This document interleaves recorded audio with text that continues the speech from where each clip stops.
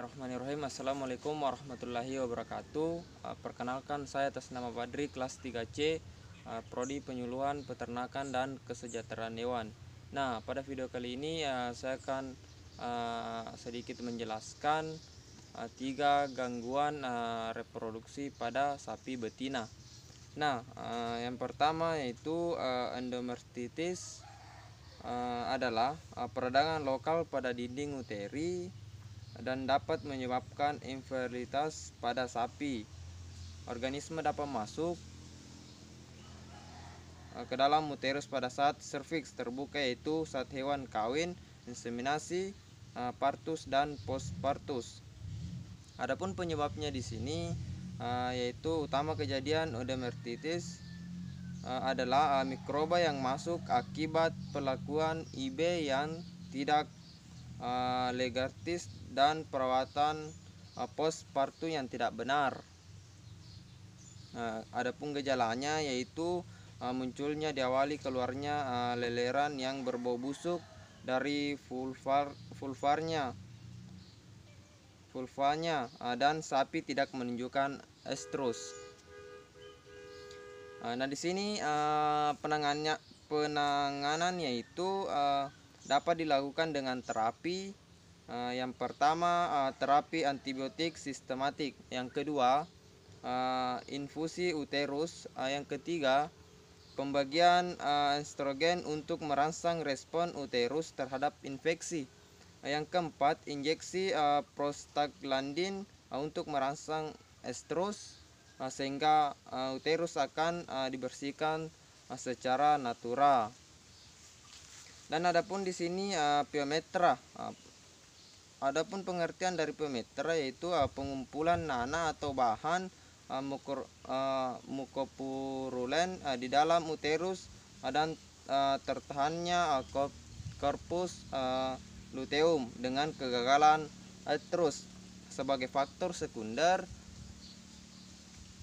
dari endometritis. Sapi betina yang dapat menderita piometra bisa mengalami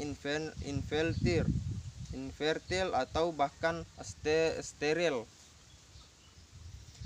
Di sini adapun penyebabnya yaitu terjadinya piometra dapat terjadi akibat gangguan hormonal dan disertai infeksi bakteri pada daerah kelamin betina. Bakteri yang umumnya menginfeksi adalah Staphylococcus sp dan Pseudomonas sp. Pada kasus piometra, hormon yang mempengaruhi adalah hormon yang mempengaruhi gangguan hormon berupa estrogen yang tinggi dan diikuti dengan tingginya progesteron yang berlangsung secara berulang-ulang.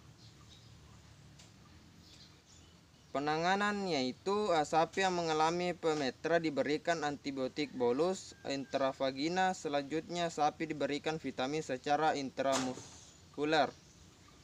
Faktor penyebab gangguan reproduksi tersebut rata-rata akan mengakibatkan hormon reproduksi mengalami gangguan sehingga sapi tidak mengalami berahi.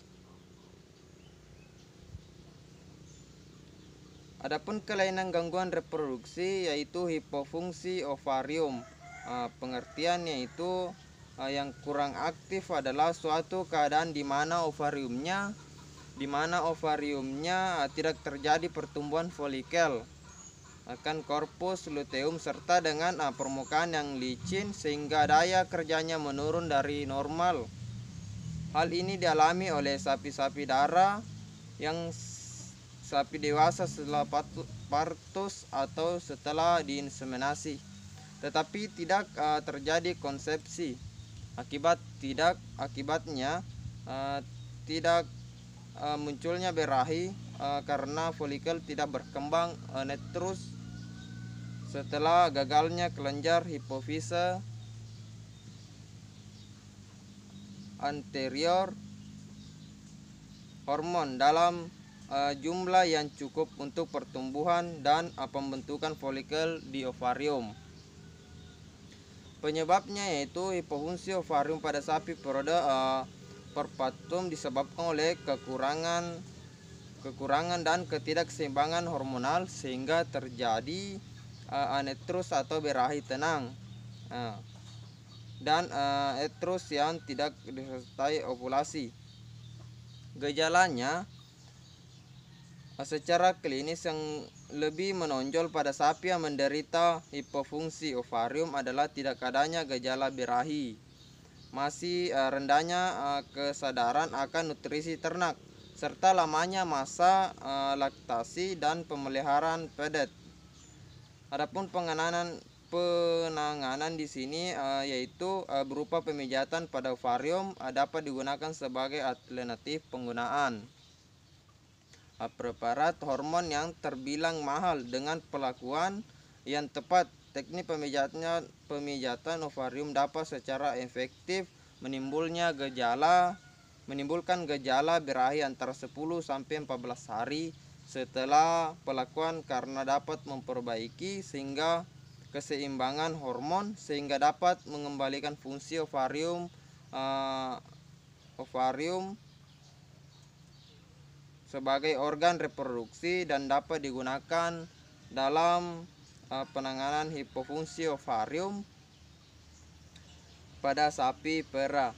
Mungkin itu saja yang sempat saya sampaikan, lebih dan kurangnya mohon dimaafkan. Wabillahi taufiq wa hidayah. Assalamualaikum warahmatullahi wabarakatuh.